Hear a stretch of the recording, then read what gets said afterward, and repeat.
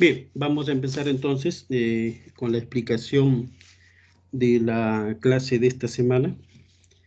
En esta oportunidad vamos a ver todo lo referente a lo que comprende el tema de dirección, ¿no?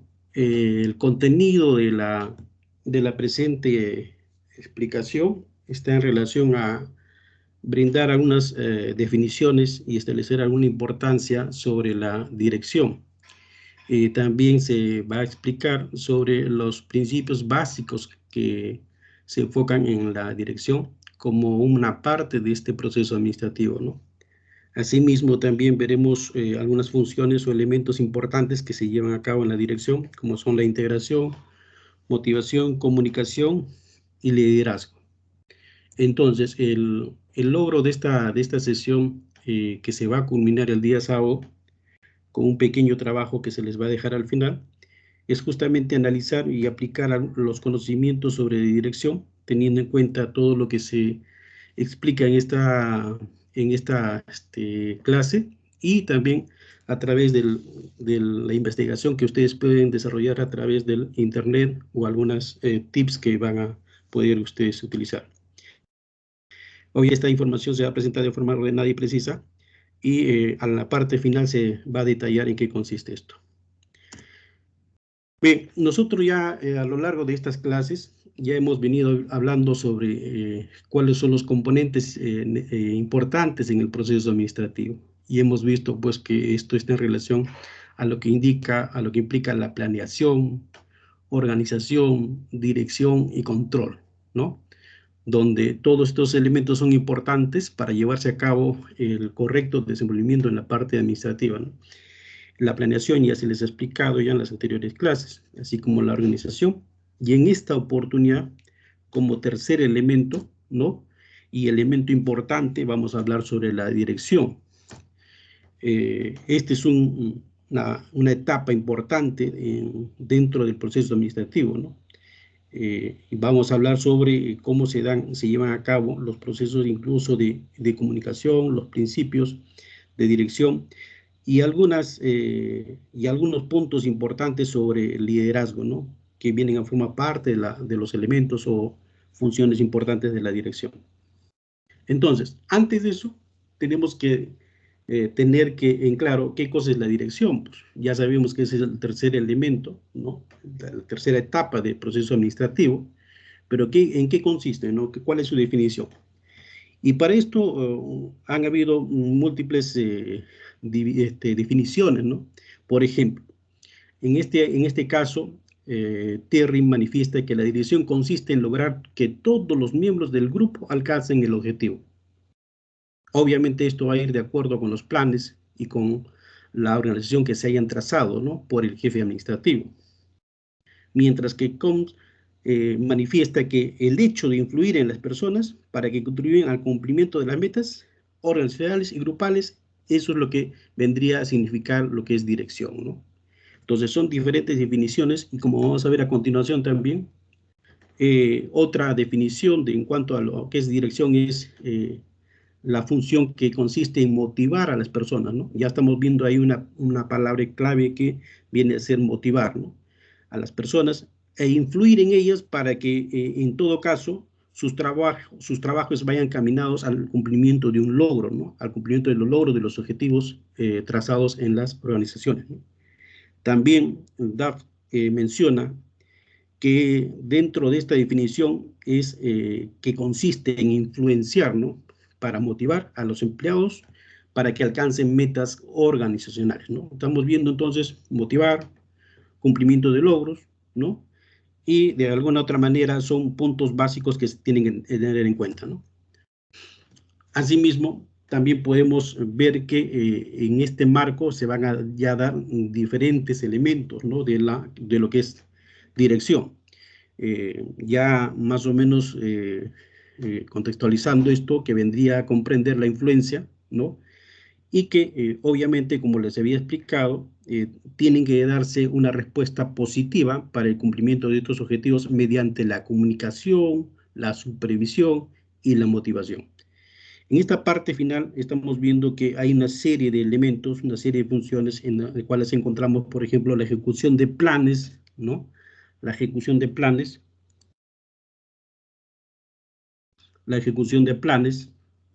de acuerdo con la estructura organizacional, ¿no?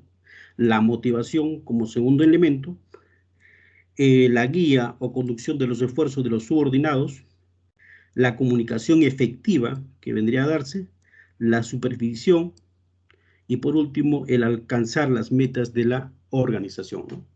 Entonces, bajo ese aspecto, podemos determinar nosotros que algunos elementos o actividades de la dirección vienen a ser esto, ¿no? De las cuales podríamos incluso definir de que hay algunas actividades que son básicas de la propia de la dirección, ¿no? Como son la parte del liderazgo, ¿no? La de liderar, que implica guiar o conducir los esfuerzos de los subordinados, ¿no?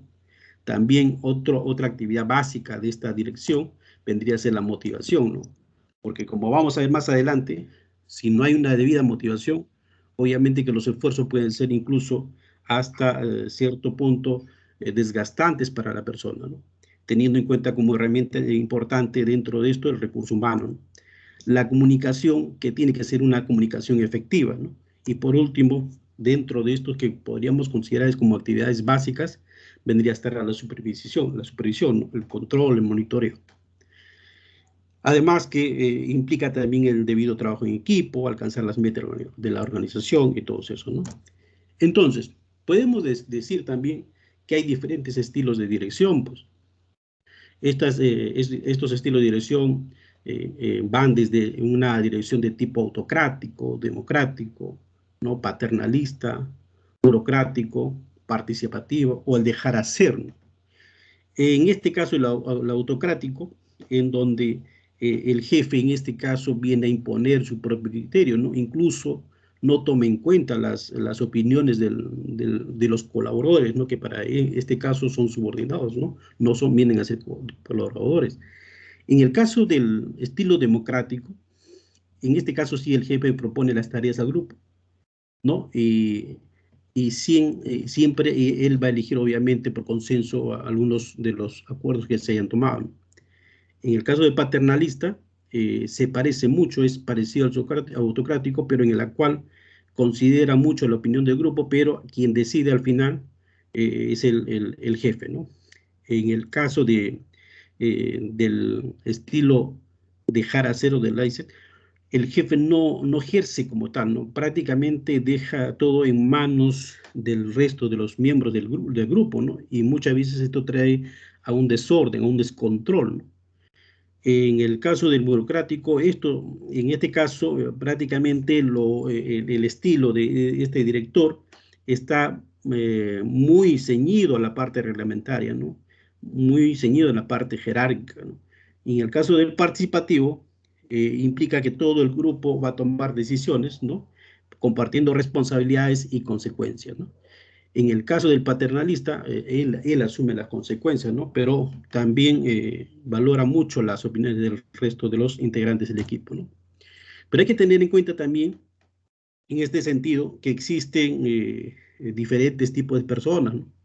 Por ejemplo, acá vamos a encontrar los supuestos en relación a la teoría X, donde prácticamente el tipo de persona no tiene mucho interés, digamos, por el trabajo, ¿no? Y que esto también ya lo explicaron en las clases anteriores, y en el caso del supuesto de la teoría Y, no les gusta trabajar, sienten incluso satisfacción por las actividades que puedan desarrollar, ¿no? Aceptan la responsabilidad, o sea, aceptan los trabajos, ¿no? Aceptan esos desafíos que se les pueden brindar, ¿no? Son creativos, capaces incluso de autodirigirse, ¿no? Entonces, ahí vamos a encontrar esta diferencia entre estos tipos de personas, ¿no?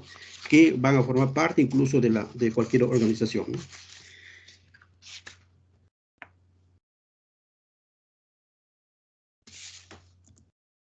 ¿Por qué es importante entonces la dirección? Nos haríamos esta interrogante, ¿no? ¿Por qué es importante? Ya sabemos que implica el alcanzar logros, metas, ¿no?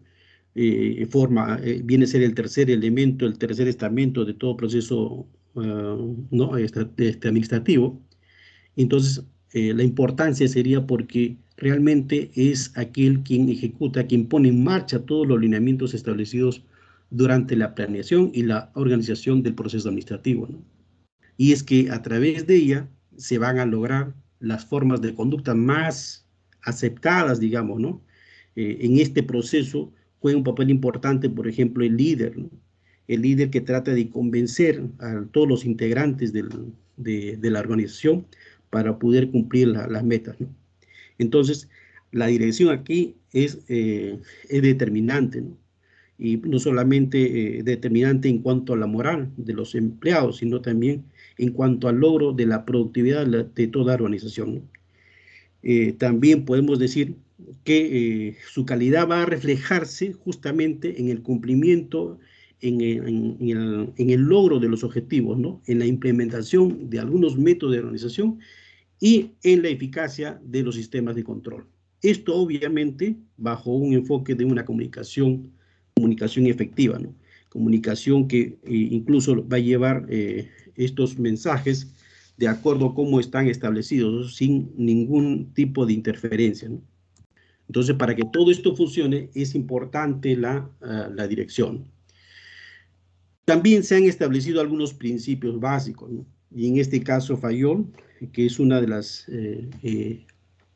padres de la administración moderna incluso, postula que hay ciertos principios, ¿no? En cuanto a la autoridad y la responsabilidad, la disciplina, la unidad de mando, la unidad de dirección, descentralización y descentralización, la equidad e iniciativa, ¿no? La autoridad y la responsabilidad lo establecen en base a que hay que tener cierto carácter en este caso, pero sin llegar a cometer algún tipo de abuso de autoridad, ¿no? La disciplina es importante porque todos tenemos que cumplir ciertas normas, ciertos reglamentos, ¿no? Porque sin esto prácticamente cada uno anda por su cuenta, ¿no? Y esto no debe ser así, entonces tenemos que ordenarnos. Entonces, en base al cumplimiento de estas normas es que se enfoca la disciplina, ¿no? La unidad de mando se establece básicamente por la necesidad de poder cumplir alguna meta, ¿no? O sea, está enfocado y está en relación a eso.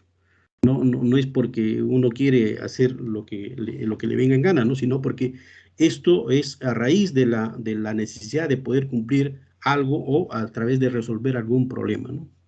Y tiene que estar obviamente enmarcado en el cumplimiento de los logros, de las metas, de los objetivos de la organización, ¿no? Independientemente de los intereses particulares, ¿no? La unidad de dirección justamente asegura que todas estas actividades tengan el mismo objetivo, ¿no? Para que puedan cumplirse cabalmente, ¿no? La centralización y descentralización, esto es en cuanto a la capacidad de poder desconcentrar muchas veces algunas o delegar algunas responsabilidades, ¿no? Hay responsabilidades que uno tiene que asumirlas, pero también hay responsabilidades que uno puede delegar a los miembros del equipo, ¿no? El principio de equidad, dar un trato igualitario a todos los colaboradores, ¿no? Asegurando justicia sobre todo, ¿no? Y la capacidad de iniciativa, tratar de que con estos se forme una participación activa de parte de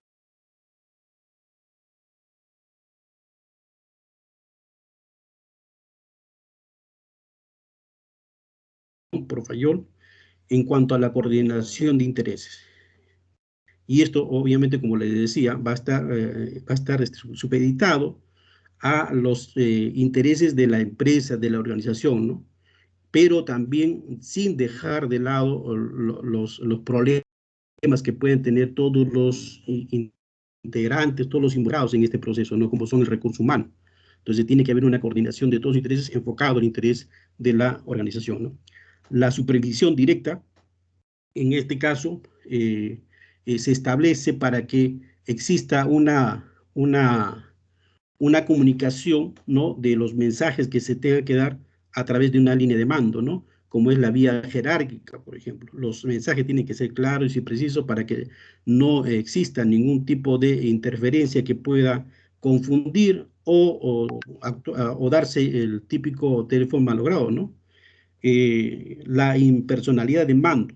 todo esto está rigido, como lo vuelvo a repetir, está rigido o está en relación a los intereses de la empresa, ¿no? De la organización, ¿no? Esto responde a la necesidad de poder solucionar, de poder cumplir con ciertas metas o ciertos objetivos de la empresa. Y por último, en este caso, la resolución de conflictos. Hoy en día hay muchos de estos problemas, ¿no? Y que en este caso el directivo o el líder tiene que estar predispuesto a poder resolver este tipo de conflictos, incluso apenas aparezcan. Muchas veces lo que hacemos nosotros es evitar, ¿no? O tratar de esconder o tapar algunos problemas, ¿no? Y esto es muy perjudicial, incluso no solamente para todos los involucrados, sino también para la empresa, ¿no? Entonces, es preferible tratarlos apenas aparezcan estos problemas de la debida manera, ¿no? Otro de los principios básicos que establece Cons, por ejemplo, donde propone el de la armonía del objetivo o coordinación de intereses, ¿no? Esto es algo similar, donde, como les decía, la dirección eficiente va a estar enmarcado principalmente en el cumplimiento de las metas de la empresa. Y este cumplimiento de las metas de la organización, de la empresa, va a causar cierta satisfacción en cada uno de los integrantes, no se van a sentir involucrados en esto, cumpliendo justamente el objetivo general de nuestra organización, ¿no? Y la unidad de mando justamente se da esto, como lo vuelvo a repetir, en base a, a una necesidad que hay que tratar de resolver, ¿no? Y esto para evitar justamente confusión, ¿no? Cada uno tiene ya una tarea, un rol, una función establecida, ¿no? Y cada uno tiene un jefe inmediato incluso, para tratar de no evitar, mejor dicho, confusiones, ¿no? Ya no, yo obedezco solamente a la persona, a mi jefe inmediato, y estas son mis funciones establecidas a las cuales, las cuales tengo que cumplir, ¿no? Entonces, se establece un orden en este sentido, ¿no? Eso es lo que no quiere decir la unidad de mando. Para Terry propone que la dirección es una relación que existe y es afectada, dice, por el jefe, los dirigidos y la situación de la organización y su entorno. Entonces acá el líder juega un papel importante, ¿no? Y el líder tiene que tener cierta capacidad para determinar cuáles son las acciones que ayudarán a lograr los objetivos del grupo, ¿no? Y acá se establece muy bien la función, el papel que cumple el líder, ¿no? Y obviamente también tiene que tener una cierta aceptación por parte del equipo, ¿no? Por eso que el líder, como vamos a ver un poquito más adelante, no es cualquier persona, ¿no? Es una función muy importante que cumple ciertos requisitos. Ruiz Gómez propone que uno de los principios viene a ser la impersonalidad del mando, ¿no? También acá lo mismo, ¿no? La autoridad y mando surge como necesidad de una organización, lo que les decía anteriormente, ¿no? Y esto tiene que cumplirse, ¿no? Para poder obtener los resultados que puedan satisfacer no solamente a la organización, sino también al personal, ¿no? El principio de la supervisión directa, ¿no? No tanto es de control, ¿no? Sino está enfocado a poder brindar algún tipo de apoyo, algún tipo de corrección que se pueda estar brindando en ese momento debido a algunos problemas que se puedan mencionar, ¿no? Y establecer una adecuada comunicación, ¿no? Eso es lo que implica en relación a la supervisión directa. De la vía jerárquica, también acá puntualiza mucho, enfoca mucho en respetar los canales de comunicación, ¿no? Establecidos por la organización de manera formal, ¿sí? Entonces, para evitar confusión, para evitar, no tal persona me dijo otra cosa, cada uno tiene un jefe inmediato en la enfocarse y poder cumplir las funciones que les están encomendadas, ¿no? La resolución de conflicto, como les vuelvo a repetir, también acá se da que estos deben ser resueltos apenas aparezcan, ¿no? No dejar para mañana, no postergar este tipo de situaciones que van a afectar de todas maneras en la organización, incluso en las relaciones interpersonales, ¿no? ¿Cuáles son las funciones, en todo caso, de la dirección? Una de las primeras funciones ¿no? La integración, en donde vamos a ver que se van a dar de acuerdo a ciertos estados, ¿no? Por ejemplo, hay ciertos pasos que se van a dar para conseguir este personal, ¿no? Tiene que haber un hombre adecuado para el puesto adecuado, tiene que tener también las provisiones necesarias, tanto materiales, recursos humanos, tecnológicos, ¿no? Y la importancia, sobre todo, de una introducción adecuada, o el tema de inducción y capacitación, ¿no? Entonces, hay ciertas reglas de administración que son necesarias para lograr esa efectividad, ¿no? Tener ciertos criterios al momento de poder integrar algún personal dentro de nuestra organización. Por ejemplo, hay un caso 1 que me gustaría que ustedes me ayuden con esto. Dice, el caso 1 dice, usted es un alto directivo dentro del Ministerio de Salud y recientemente ha surgido un brote de dengue en el norte del país, para lo cual se le solicita que pueda llamar a un profesional que se encargue de ello. ¿A quién llamaría usted? ¿A quién llamarían ustedes? Alternativa A, a un amigo de confianza, a un epidemiólogo, o alternativa C, mejor renunciar, dicen. ¿Qué optarían ustedes? A un epidemiólogo. Ustedes lo que están haciendo en este momento es tratar de seleccionar el personal con quien va a trabajar, ¿no? Muchas veces, cuando nos vemos involucrados en este tipo de situaciones, uno tiene que dejar de lado las amistades y buscar siempre al menos una persona que sabe más que uno, ¿no? Para poder aprender inclusive, ¿no? Poder aprender y poder no caer en errores, ¿no? Y que los resultados sean de la mejor manera, porque al final la gestión es de uno, ¿no? Entonces uno tiene que asegurar su gestión, el éxito de su gestión, seleccionando en este caso la persona idónea, ¿no? A ver, en esta pregunta, caso 2, dice, ante el reciente incremento de los casos de malaria en la selva peruana, usted como serumista de una comunidad de Amazonas tiene la tarea de mejorar los indicadores de salud de la zona. Sin embargo, no cuenta con ningún tipo de materiales educativos ni el presupuesto necesario para poder ir a las poblaciones donde requiere su intervención. ¿Cuál sería su respuesta ante esta tarea designada? Alternativa A, esperar que se acabe su serón y no pasa nada. Alternativa B, pedir las herramientas y presupuestos necesarios para la intervención. Alternativa C, comprar materiales con su sueldo de serums. ¿Qué harían ustedes? Estamos hablando de la provisión de los recursos necesarios para el cumplimiento de las metas, ¿no? ¿Qué harían ustedes? ¿A, B o C? B. La B, doctor. ¿No? Uno tiene que tener, por eso es importante el curso que ustedes están llevando, ¿no? Porque tienen que saber que ustedes tienen que hacer un petitorio, ¿no? Una solicitud, ¿no? Y debidamente sustentada, ¿no? Porque obviamente no pueden perjudicarse ni ustedes, ni tampoco la comunidad, ¿no? Uno tiene que buscar algún tipo de solución, ¿no?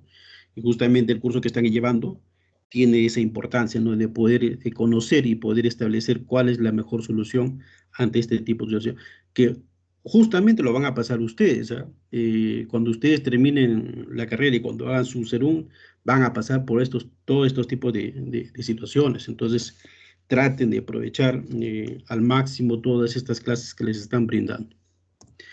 Bien, entonces, en esta fase de integración, en la función de integración, hay diversas fases, como el reclutamiento, ¿no? La selección, la introducción o inducción y la capacitación y desarrollo, ¿no?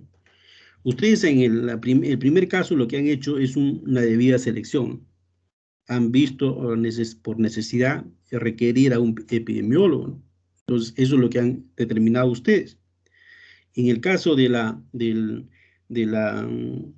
estas fases, vamos a ver que esto pasa por diferentes etapas que siempre es bueno tener en conocimiento, ¿no? La introducción o inducción, como vamos a verlo más adelante, implica, es una etapa, una fase sumamente importante. No solamente consiste en poder elegir, seleccionar el personal que uno desea contratar o que pertenezca a la organización, ¿no?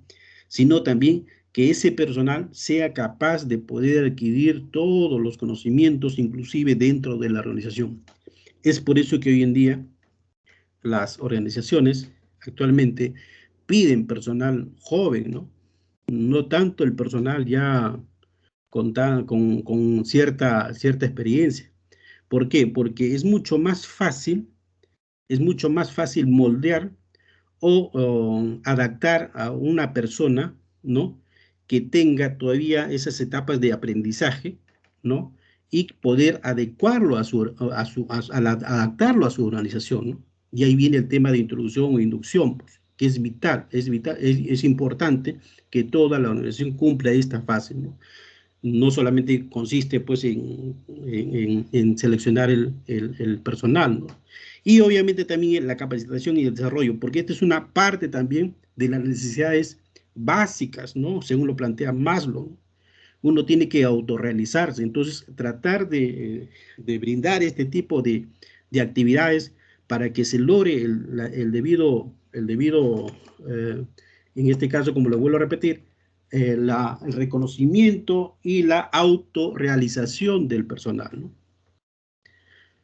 Entonces, en ese sentido, la motivación, que es la otra parte, la otra fase, la otra función después de la integración, viene a ser importantísimo acá.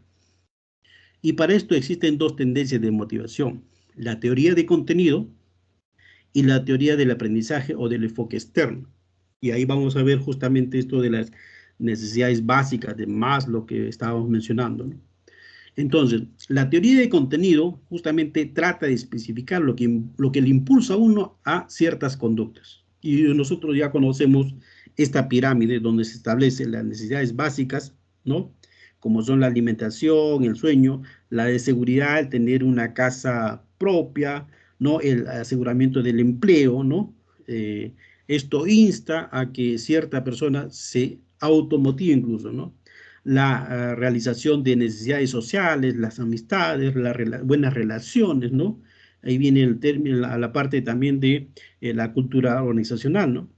También la necesidad de estima, ¿no? La valoración personal, el reconocimiento, ¿no? La confianza que se le deba dar a todo colaborador de una empresa, ¿no? Y por último, la autorrealización, ¿no?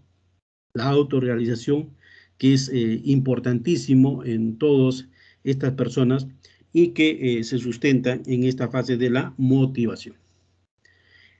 Además de la pirámide de Maslow, también hay una teoría de los factores de Herzberg, en donde justamente menciona que hay factores extrínsecos o higiénicos y factores intrínsecos o motivacionales, ¿no? Y ahí también habla sobre la sensación de logro, ¿no? La autorrealización, el reconocimiento, estar a gusto con su profesión, ¿no? Esto le brinda mayor motivación a toda persona que está valorado de esta manera, ¿no? La sensación del progreso, el crecimiento. Yo veo que yo crezco en mi organización, me autorrealizo, cada vez voy a tener una motivación intrínseca, ¿no? Entonces, todo esto juega a favor de la motivación. Entonces, hay que tener muy en claro estos aspectos al momento que cumplamos el papel de director, ¿no? Tratar de brindarle este tipo de necesidades para poder cumplir la satisfacción, porque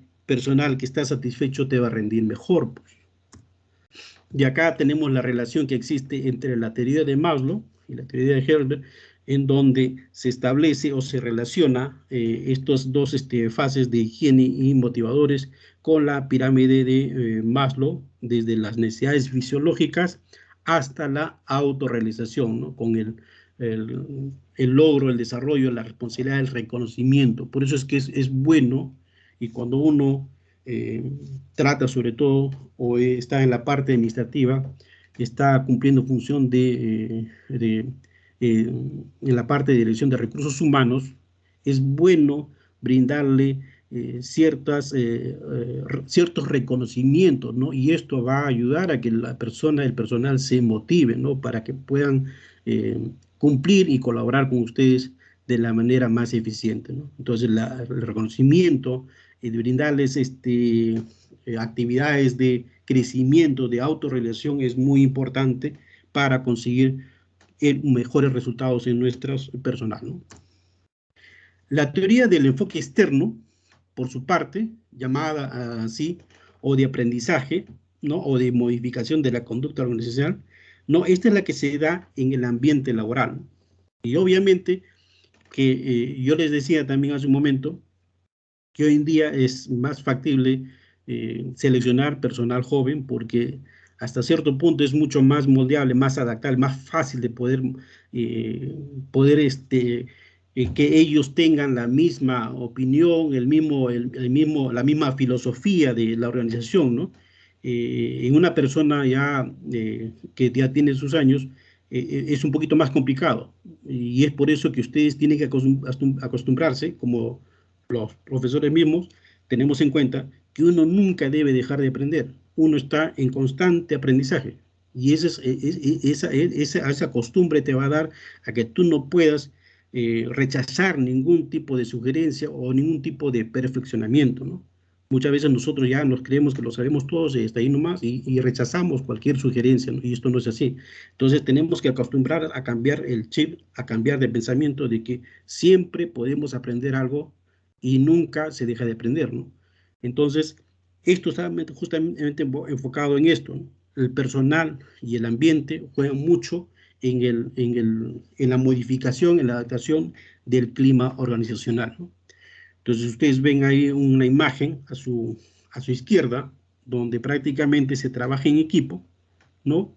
Inclusive de manera alegre, respetuosa, mientras que al otro lado, prácticamente de una manera no tan ideal como podríamos decir de alguna otra manera, esto va a provocar más problemas que beneficios en la organización, ¿no? Inclusive los problemas interrelacionales que pueden haber. El otro aspecto, la otra función que debemos tener en cuenta viene a ser el de la comunicación. Esto también juega un papel importantísimo acá, ¿no? Entonces, acá ya sabemos que existe un emisor, ¿no? Los elementos de toda comunicación, un emisor y un receptor, ¿no? Y el mensaje, ¿no? Y que también existe un contexto, ¿no?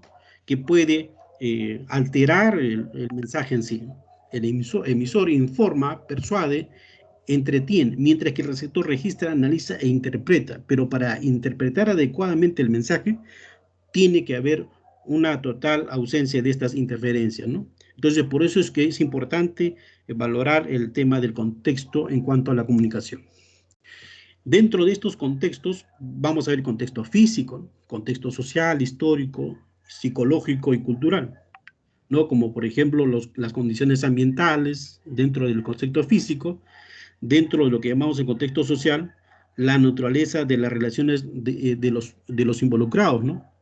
El contexto psicológico, el humor, el sentimiento de cada persona que va a brindar la comunicación. No es igual conversar a gritar, por ejemplo, ¿no? Entonces tenemos que tener mucho cuidado, sobre todo en la parte de la expresión no verbal incluso, ¿sí?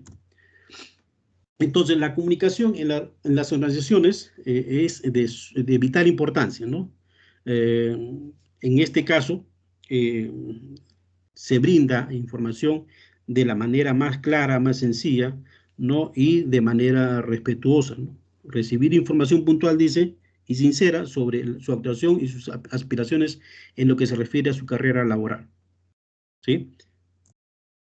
La comunicación en equipo, por su parte, ¿no? Garantiza el éxito, la comunicación efectiva, ¿no? Garantiza el éxito en cuanto al desenvolvimiento del trabajo en equipo, ¿no? Y también al compartir ideas, revisar sugerencias, dar apoyo entre sí con entusiasmo, y no, esto va a crear un clima adecuado para que salgan de ahí algunas soluciones de manera creativa, ¿no? Y poder dar una respuesta adecuada, ¿no? El miedo y la comunicación. Acá esto es algo que también debemos tener en cuenta. El miedo que se pueda inspirar en el personal esto disminuye su capacidad de innovación, de creatividad. Lo que hacemos con el miedo, no hacemos que nos respete. El respeto se logra con la capacidad de conocer las cosas, ¿no? El trato. Pero el miedo no es buen amigo para conseguir, sobre todo si tú estás trabajando en un personal en tu equipo, no es la mejor manera. Porque al contrario, lo que vas a provocar es de que el personal no trabaje. O si te cumple las cosas porque realmente los tenga que cumplir. Pero ese personal podría hacerlo de mejor manera incluso, ¿no? Podría darte al 100%. Entonces, el miedo no es buen aliado en cuanto a una comunicación efectiva y en cuanto al conseguimiento de los logros y las metas de manera eficiente, ¿no? Deteriora las relaciones interpersonales, ¿no?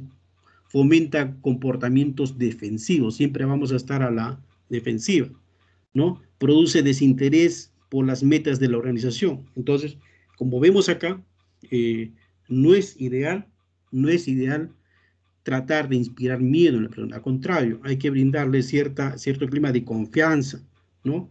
Cierto clima de apoyo, ¿no? Y de respeto sobre todo, ¿no? ¿Correcto?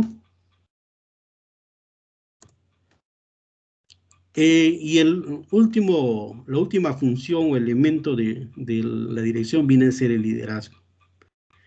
El liderazgo y la motivación en la gestión de procesos de proyectos de mejora, ¿no? Por ejemplo, Chavenato menciona que es la influencia interpersonal ejercida en una situación, dice, dirigida a través del proceso de comunicación humana, a la consecución de uno o diversos objetivos específicos. ¿Sí? Pero, ¿qué más podemos decir? Que el liderazgo puede ser formal o informal. El líder natural es aquel que no tiene cargo, pero que ejerce liderazgo sobre un equipo. Por lo tanto, las funciones principales de liderazgo van a ser de persuadir, motivar, controlar y potenciar, sobre todo potenciar a sus subordinados iguales e incluso a los superiores jerárquicos. Entonces es un punto de referencia el líder, ¿no? Vamos a ver entonces que el liderazgo trata de representar, ¿no?, al equipo en sí, ¿no?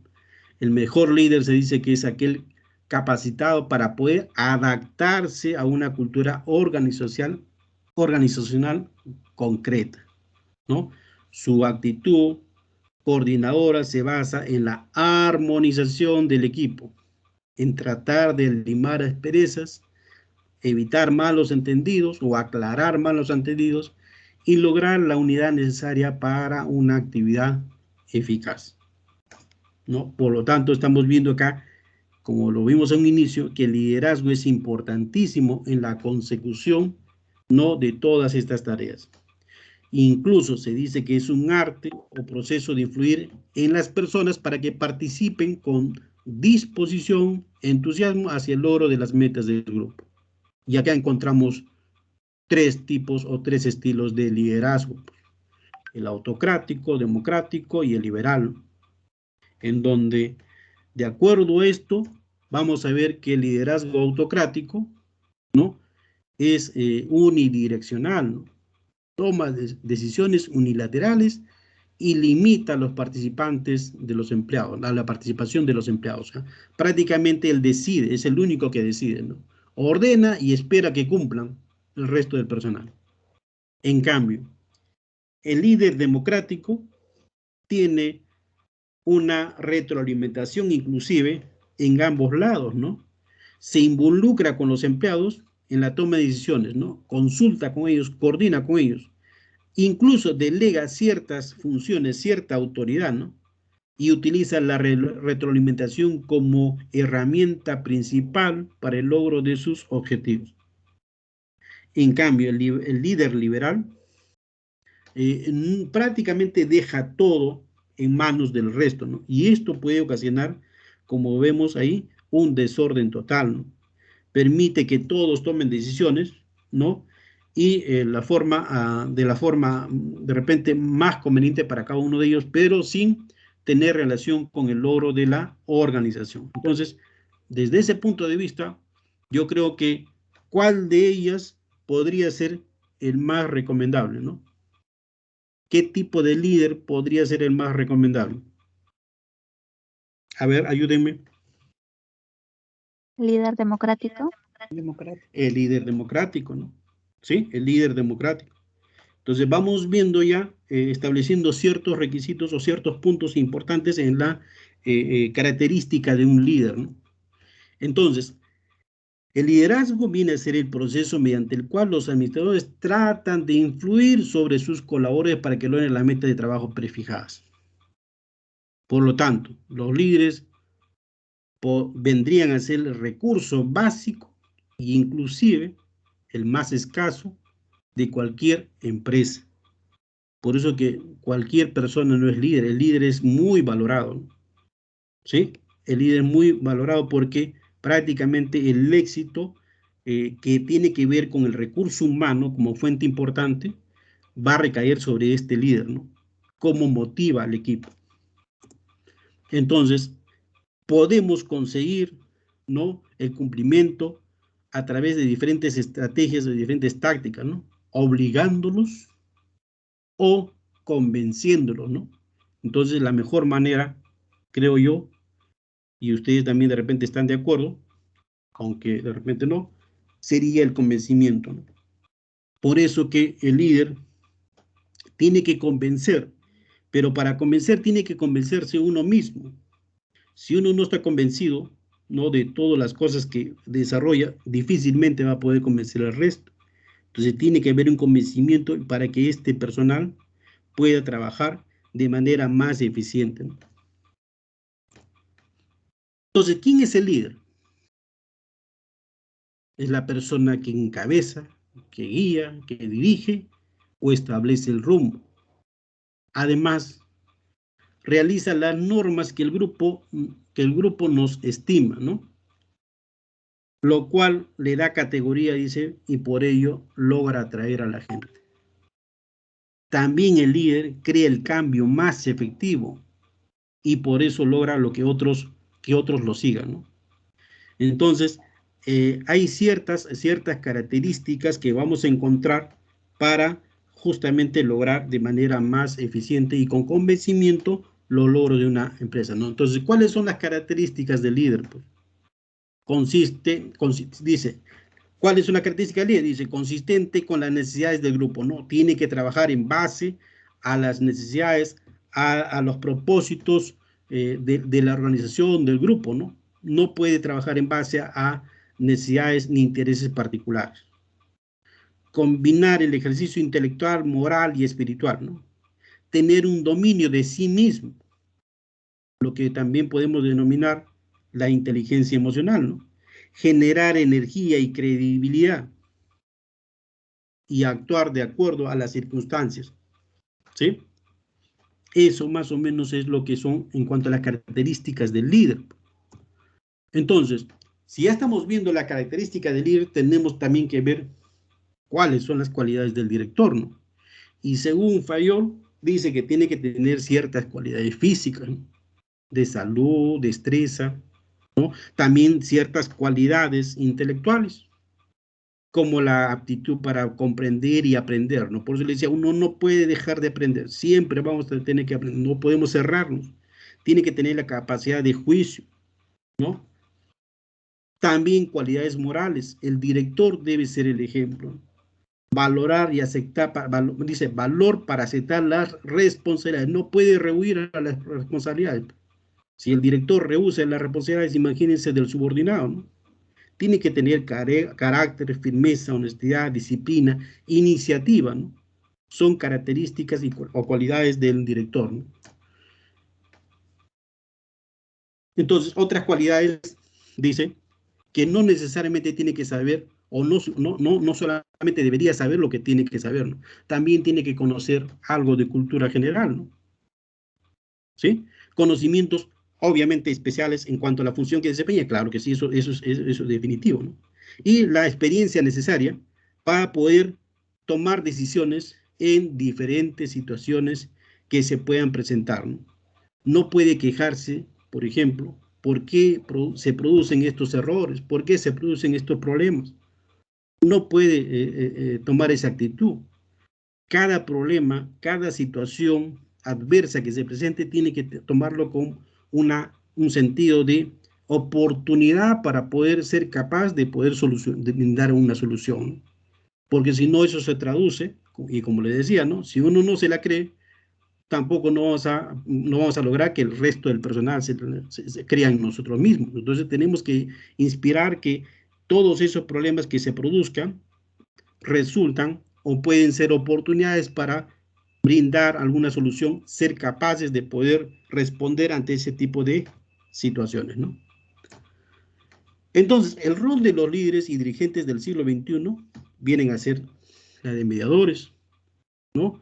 Protagonistas ante los cambios que se puedan dar, de tal manera que uno puede ir adaptándose a esos cambios. No puede estar viviendo, pues, estáticamente, ¿no? No puede estar uno muerto en vida, ¿no? Por eso les decía, uno tiene que tener un sentido, una filosofía de que siempre tiene que estar aprendiendo, porque los problemas se van a dar y de repente de otra manera. Entonces tenemos que adaptarnos ante diversas situaciones. Hoy en día que estamos atravesando alguna situación incluso de inestabilidad, ¿no? Económica, tenemos que ver la manera de cómo poder dar alguna alternativa, alguna solución. Servidores de sus seguidores, ¿no? No puede prácticamente abusar del poder que tiene, ¿no? Uno tiene que tener cierta iniciativa y formar parte de todo el proceso, ¿no? De toda actividad.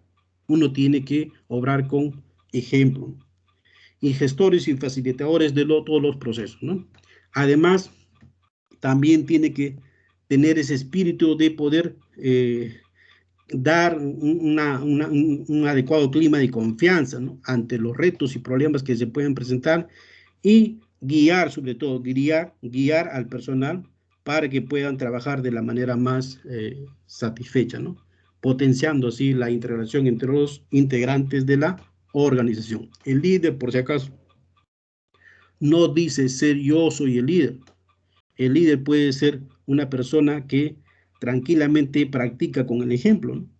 Entonces no es válido decir yo soy el líder o darse a conocer como líder, ¿no? El líder se hace, en el camino se va haciendo y la gente o el personal lo reconoce, ¿no? Acá vamos a ver entonces que el liderazgo es un punto importante dentro del proceso de la dirección, ¿no? El liderazgo es aquella parte de las actividades del directivo mediante la cual, dice, se puede influir en la conducta de las personas y de grupos para que voluntariamente confluyan hacia el logro de los objetivos, ¿no? Eso es prácticamente lo que inspira el liderazgo, ¿no? Tratar de que voluntariamente, ¿no? De manera, en este caso, brindando una especie de iniciativa, ¿no? Para la consecución de todos los logros, ¿no? El proceso intelectual de concebir los objetivos de la organización empresarial viene a ser dos aspectos fundamentales y el otro es el factor humano, que es la capacidad de influir en la gente para que voluntariamente desempeñe el logro de los objetivos, ¿no? Hay que tener en cuenta esos detalles y que cuando hagamos la relación entre liderazgo y dirección, se establecen acá dos puntos, ¿no? Un liderazgo estratégico y un liderazgo operativo. Y acá es importante establecer que en el contexto actual, todas las empresas, independientemente de su tamaño o sector, no pueden mantenerse ajenas a los cambios que se están produciendo. Entonces, estos cambios están afectando a todos los ámbitos, ¿no? Desde el entorno, la competencia, las herramientas tecnológicas y el ámbito social. Por lo tanto, siempre es necesario tomar decisiones dentro de un ámbito empresarial para poder adaptarse, ¿no? Adaptarse a estos situaciones cambiantes, ¿no? Y complejo del mundo, sobre todo en este mundo de globalización en el cual estamos, ¿no? Y este proceso, esta situación de adaptación, ¿no? Se le llama dirección estratégica, ¿no? Se le denomina dirección estratégica. Y esto justamente trae en sí digamos, el siguiente enunciado, ¿no? Que mientras que la dirección normalmente, cualquier director lo que hace es resolver problemas, en cambio el director estratégico, ¿no? En la dirección estratégica, lo que se garantiza es la supervivencia de la entidad a largo plazo, ¿no? Esa es la dirección estratégica, ¿no? ¿Sí? Todo está enfocado a una supervivencia a largo plazo, ¿sí? Entonces, acá el estratégico siempre se pregunta el qué, ¿no? Asegura que todos vayan en la misma dirección, se relaciona con la visión y la orientación, ¿no? Mientras que el cómo, la parte operativa, viene a ser la ejecución del liderazgo en servicio, ¿no? Y esto obviamente va a causar un impacto sobre el desempeño, ¿no? De toda la organización, ¿no? Acá entonces en esta imagen vemos que los gerentes más eficaces a la larga se convierten, dice, en líderes. Los gerentes, ¿no? Pueden convertirse en gerentes que no son líderes, pero con la experiencia esto pueden resultar y pueden convertirse en líderes que también, en gerentes que también son líderes, ¿no? Entonces acá vamos ya estableciendo ciertas características del directivo y del líder. Por ejemplo, el directivo administra, mientras que el líder crea, innova. El directivo por lo general copia. El líder es original.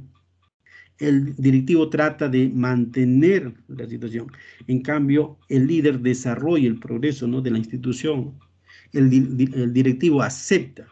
El líder no. El líder investiga. El directivo se centra en sistemas y estructuras. No, el líder se centra en la gente. ¿Ya? Y el directivo confía en el control, mientras que el líder inspira confianza. El directivo tiene una visión a corto plazo, mientras que el líder, en este caso, tiene una perspectiva a largo plazo. El directivo pregunta cómo y cuándo, mientras que el líder pregunta qué y por qué. Siempre busca la razón, ¿no? El directivo mira hacia la línea de fondo, mientras que el líder mira hacia el horizonte, ¿no? Y esto entonces son algunas diferencias que se establecen en cuanto a un directivo y a un líder, ¿no? Para que ustedes vayan viendo esto. Entonces, ¿qué recomendarías tú? ¿Ser jefe o ser líder? ¿Qué recomendarías? El jefe, por ejemplo, dice, yo no. El líder no. El líder dice, nosotros hemos logrado tal cosa, ¿no? El jefe toma prácticamente todos los créditos de la realización de un logro, ¿no? En cambio, el líder dice, comparte el crédito. Si hay algún problema, el jefe echa la culpa al personal, mientras que el líder se inmiscuye y trata de resolver esos problemas que se producen. El jefe ordena y espera, mientras que el líder solicita y colabora. El jefe ordena o utiliza a la gente, mientras que el líder no solamente se enfoca en el logro de la organización, sino también que se enfoca en la persona, o sea, desarrolla a la gente, ¿no? Desarrolla su personal. El jefe inspira miedo, mire, mientras que el líder genera entusiasmo, felicidad, satisfacción. El jefe maneja empleados. No, el líder trabaja con colaboradores. El jefe depende de la autoridad. El líder no. Depende de la voluntad de las personas para lograr alcanzar las metas trazadas por la organización, ¿no? Entonces, ya ustedes van sacando su cuenta qué es lo que más sería más recomendable en toda organización, ¿no? Ser jefe o ser líder, ¿no? Entonces, ahí se establece el perfil del director líder, ¿no? Que tiene que tener cierta visión, disciplina, orientar, dar confianza, comunicación efectiva, sentido común, espíritu de lealtad y respeto, ¿no? Que son perfiles de un director líder, ¿sí? ¿Cuáles serían las conclusiones en relación al tema? que la dirección es un componente indispensable de la administración. ¿Va unido de la planeación y el control? Sí, para el logro de los objetivos de cualquier organización.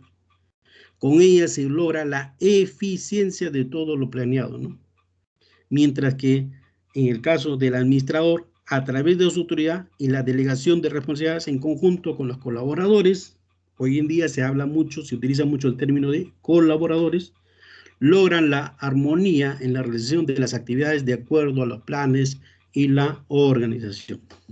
Por lo tanto, el buen administrador, a través de la dirección, puede lograr influir en sus colaboradores para la ejecución del trabajo en equipo de una forma entusiasta, positiva, voluntaria y por medio de un ambiente de trabajo que es agradable, ¿no?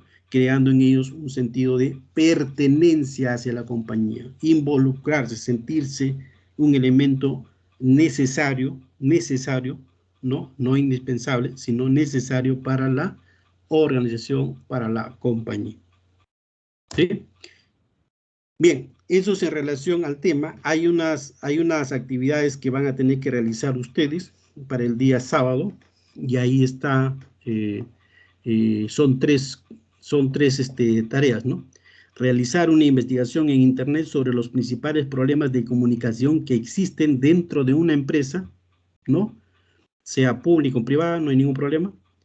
La segunda tarea es indagar en Internet sobre las relaciones entre motivación y satisfacción personal. Y el tercer punto también sería investigar cuáles son los principales tipos de conflictos que se encuentran en las organizaciones, ¿ya? Todo esto se va a presentar en un PPT de 4 a 5 diapositivas como máximo. Tienen que colocar la bibliografía y el tiempo límite para su presentación. O sea, presentamos el día sábado a las 11 de la mañana, ¿correcto? La explicación la empezamos en ese momento. Ahí están las referencias bibliográficas que pueden utilizar. Y sobre todo, tener en cuenta que la dirección forma parte de toda nuestra vida. Inclusive, como dice ahí en el mensaje, puede que el destino te lleve a un cruce de caminos, pero eres tú el que decide la dirección de tu vida, ¿no? O sea, el tema de dirección prácticamente se utiliza en cualquier nivel, y más aún en la vida empresarial, ¿no? En la vida de cualquier organización en la cual vamos a elaborar mañana más tarde. Bien, muchas gracias. No sé si hubiese alguna pregunta.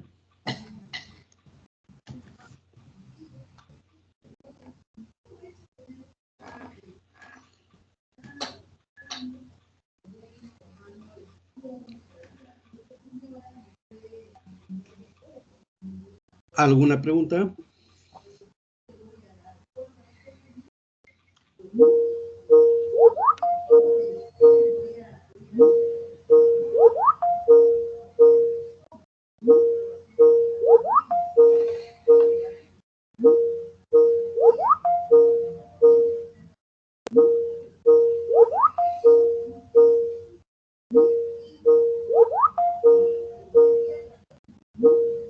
¿Preguntas? Bueno, si no hay preguntas, entonces en todo caso, doctor, nos vemos el día sábado. Sí, señor doctor Wilfredo, se le felicita por su exposición, interesante. Ya saben que la dirección es una de las partes principales del proceso administrativo y lógicamente tiene funciones muy importantes porque de eso depende lograr los objetivos de la empresa. Al parecer no hay preguntas, entonces nos vemos en la práctica del día sábado, pero nosotros con los alumnos nos vemos mañana en la clase de salud pública. Gracias nuevamente, doctor. Gracias, estimados alumnos. Hasta mañana.